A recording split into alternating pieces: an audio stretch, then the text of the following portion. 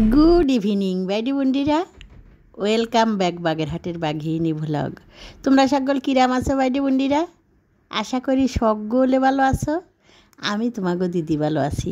আমি আজকে আবারই তোমাকে সঙ্গে নতুন আর একটা ব্লগ নিয়ে হাজির হয়ে গেছি। আশা করি ব্লগটা তোমাকে ভালো ঠেকবে।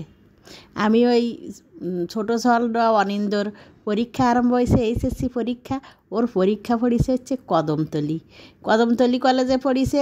ওইখান থেকে 3 ঘন্টা টাইম আমার ছেলের ভিতরে ঢুকিয়ে দিয়ে 3 ঘন্টা টাইমের মধ্যে আমি প্রায় রোজই এই ধর্মরাজিক অনাথালয়ে যে বৌদ্ধ মন্দিরটা বাসাবো, ওই বৌদ্ধ মন্দিরের মধ্যে ঘোরাফেরা করি এবং বসে সময় কাটাই।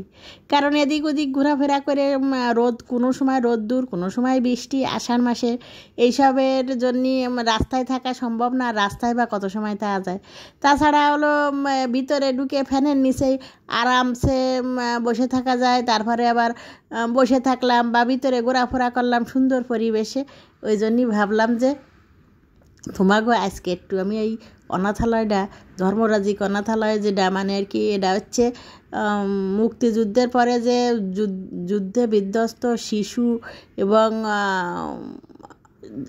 মানে শুধু শিশু না, ওই যুদ্ধের পরে যুদ্ধের বিধ্বস্ত যে শিশু লোক, মানে বড় মানুষ, ছোট মানুষ, সকলের জন্যই এই আসলে অনাথালয়টা সেই সময় বানাইছে। কিন্তু সেই থেকে এই পর্যন্ত সেইভাবেই একভাবেই চলমান আছে মন্দিরটা। এই মন্দিরটা শুধু মন্দির নামে, আসলে এই মন্দিরই কিন্তু ধর্ম বর্ণ নির্বিশেষে যে কোনো মানুষ প্রবেশ করতে পারে এবং মানে সুবিধে অসুবিধে জানাতে পারে, সুবিধে নিতে পারে যে কোনো লোক। শুধু যে বৌদ্ধ ধর্ম অবলম্বীরা এই মন্দিরই ঢুকবে এবং এই মন্দিরই ঢুকে এই মন্দিরের স্কুলে পড়বে বা এই জায়গায় যে ছাত্রাবাস আছে ছাত্রাবাসে থাকবে, তা কিন্তু না। এই জায়গায় কিন্তু যে কোনো ধর্মের যে কোনো ছেলেপেলেরা, মেয়েরা না, ছেলেরা শুধু থাকতে পারে। আর স্কুলে ছেলে মেয়ে দুটোই। এ জায়গায় একটা স্কুল আছে, সেই স্কুলে যে কোনো কেউ ভর্তি হতে পারবে এবং পড়াশুনো করতে পারবে যে কোনো ধর্মের। এ জায়গায় কোনো ধর্মের রেস্ট্রিকশান নেই। শুধু লোক কেন, এ জায়গার মন্দিরেও অহর্নিশি ঘোরাফেরা করতেছে অনেকগুলো। দেখলাম যে কুকুর, মানে বিশেষ করে কোনো মন্দির বা মসজিদে কিন্তু কুকুরের প্রবেশ নিষেধ, কিন্তু এই জায়গায় একমাত্র দেখলাম মানে আর কি প্রসাদগুলো কুকুরই বেশিরভাগ সময় খায়। এই জায়গায় এমনই একটা আর কি অনাথালয়। এই জায়গা সর্বজীবের জন্য। অবশ্য বৌদ্ধ ধর্মটা তো সেইভাবেই প্রতিষ্ঠিত যে সর্বজীবের শান্তির জন্যই।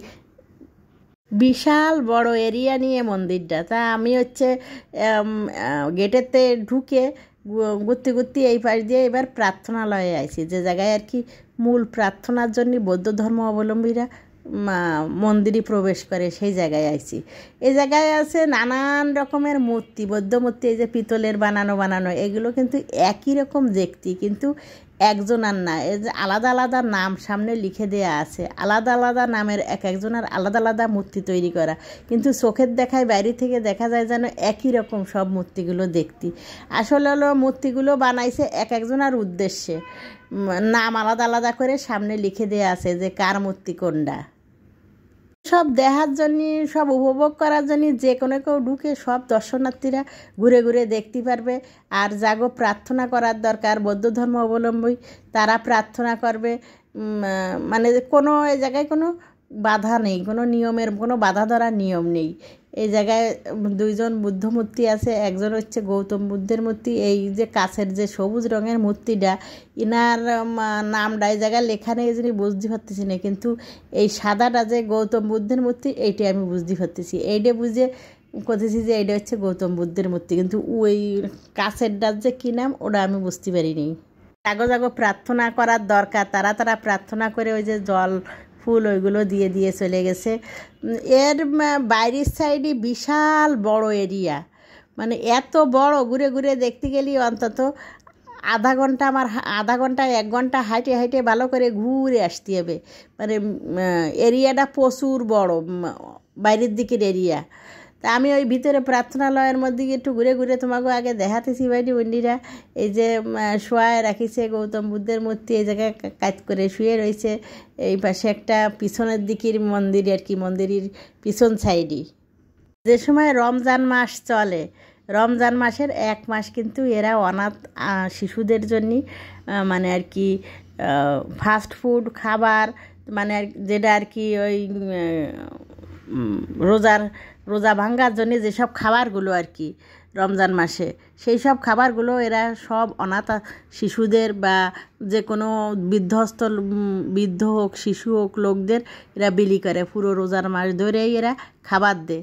শুধু রোজার মাসে না, যে সময় অনুষ্ঠান হয় সেই সময়ও খাবার দেয় দুস্থদের, বিশেষ করে অনাথালয় আর কি। এই একদম ঠিক মাঝখানে, চারিদিকের গ্রাউন্ডের ঠিক মাঝখানে একটা বিশাল আকারের বড় একটা পুকুরটার চারিপাশ দিয়ে ঘেরা, যাতে লোকজন কোনোভাবে আর কি ছেলেপেলেরা বা যারা সাঁতার জানে না কোনোভাবেই পুকুরের ভিতরে আর কি পড়ে না যায়। কারণ ঢাকা শহরের বেশিরভাগ ছেলেপেলেরা তো সাঁতার জানে না, ওই জন্য বড় করে একেবারে ঘিরে দেয়া, চারিদিক দিয়ে উঁচু করে একেবারে লোহার করে খাঁচা দিয়ে ঘিরে দেয়া, আর হচ্ছে চারিধার দিয়ে চারিপাশ দিয়ে সিঁড়ি দেয়া।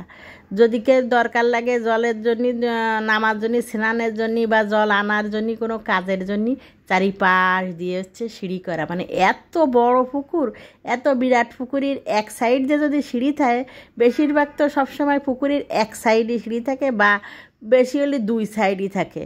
মানে আর কি এক সাইডই থাকলে পরে ঘুরে অন্য প্রান্তের মানুষ যে এক প্রান্তে এসে এক সাইড দিয়ে জলের কাজ করতে আসবে বা জল নেবে, তাতে অনেক বেশিখানি হাঁটা লাগবে এবং বেশি দূর ঘোরা লাগবে।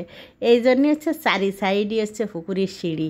এই হচ্ছে আর একটা গেট, সামনের গেট দিয়ে ঢুকে বাম হাতের সাইডে হচ্ছে এই খোদাই করা সুন্দর নকশা করা একটা গেট।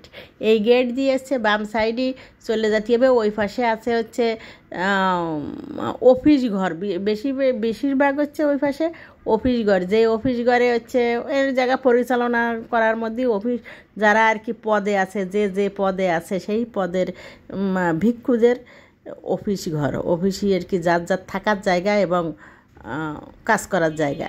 এর আবার চারিপাশে হচ্ছে ওই বুদ্ধবাণী এবং হচ্ছে সব ছবি দিয়ে খোদাই করা টাইলস দিয়ে লাগানো এবং বুদ্ধের বাণী সব জায়গায় টানায় দেওয়া আছে।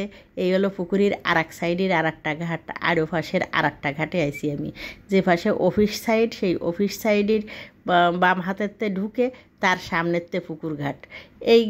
এইটা হচ্ছে আসলে মূল মেইন ঘাটই। এইটা চারিপাশে আছে ঠিকই, কিন্তু এইটা হচ্ছে মেইন ঘাট আর কি, যেটা নাম্বার ঘাট। দূর দূরান্ততে তারপরে আবার দেশে বিদেশে অনেক বিদেশি পর্যটকরা এই জায়গায় আসে, অনেক বিদেশি বৌদ্ধ ধর্মাবলম্বীরা প্রার্থনার জন্য এই জায়গায় আসে।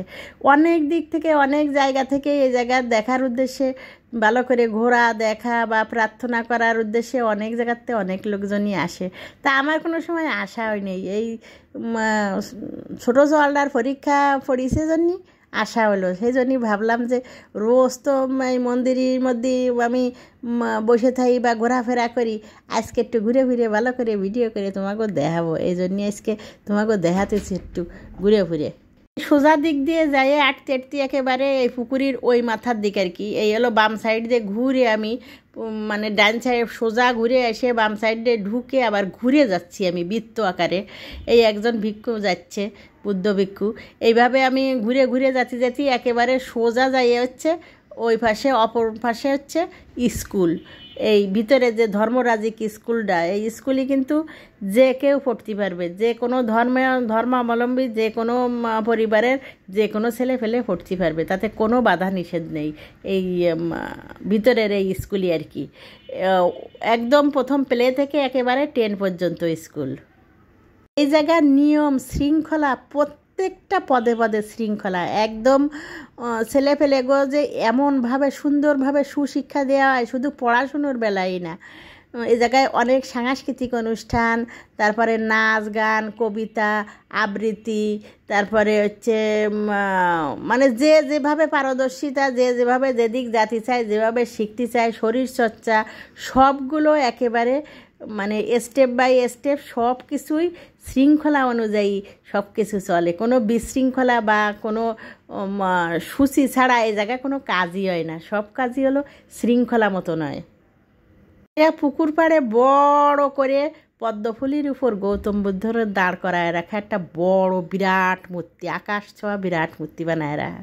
এই মূর্তিটা একেবারে গেটের থেকে ঢুকেই এমনি চোখে পড়বে, মানে তাকালেই দেখা যাবে দূর থেকে যে এত উঁচু করে পদ্মফুলির পরে বানায় রাখছে যে দূর থেকে নজরে পড়বে গৌতম বুদ্ধের এই মূর্তিটা।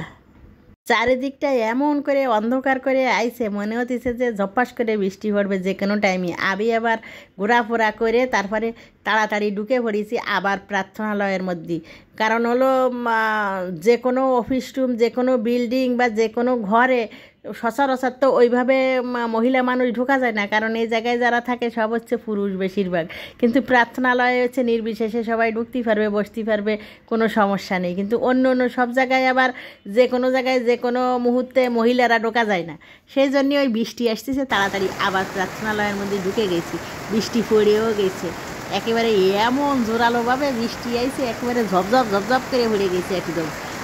কারণ আষাঢ় মাস, যে কোনো টাইমই রোদ্দুর, যে কোনো টাইমই বর্ষা, ওই জন্যই তাড়াতাড়ি আমি উঠে আইছি। উপরে বৃষ্টি চপ্পাস করে গার পরে মাথার পরে পড়ার আগে আমি আবার ভিতরে ঢুকে তোমাকে একটু ওই বুদ্ধদেবের পিছনে সিনারিটা দেখাতেছি। এমনি শুয়ে আছে যে বুদ্ধদেব বসা পড়তেছে বাইরে, তাই তোমাকে আবার একটু দেখাতেছি উপরের মধ্যে ভিতরে ঢুকে এসে। আচ্ছা জলযন্ত্র বুদ্ধদেব শুয়ে রয়েছে তাকায় একেবারে, মানে নীরব পরিবেশে শুয়ে আছে। এই পিছনের সাইডে যে ওয়ালের সিনারিগুলো, এইগুলো সুন্দর দেখা যাচ্ছে, একদম নিপুণাতে আঁকা অঙ্কন করা। বাইরে দেখো কিরম ঝপঝপ ঝপঝপ করে পড়তেছে, মানে জোর আলোভাবে বর্ষায় একদম পুকুরের মধ্যেই পড়তেছে। তা আজকের ব্লগ এই পর্যন্ত বাইরে বন্ধুরা। ব্লগটা তোমাকে কেমন লাগলো কমেন্টে জানাইও, আর যদি ভালো লাগে তাহলে লাইক শেয়ার কমেন্ট সাবস্ক্রাইব করে দিও। আবার তোমাদের সাথে দেখা হবে আমার পরবর্তী ব্লগে। সেই পর্যন্ত সকলে ভালো থাও, সুস্থ থাও, সকলে ভালো রাখো।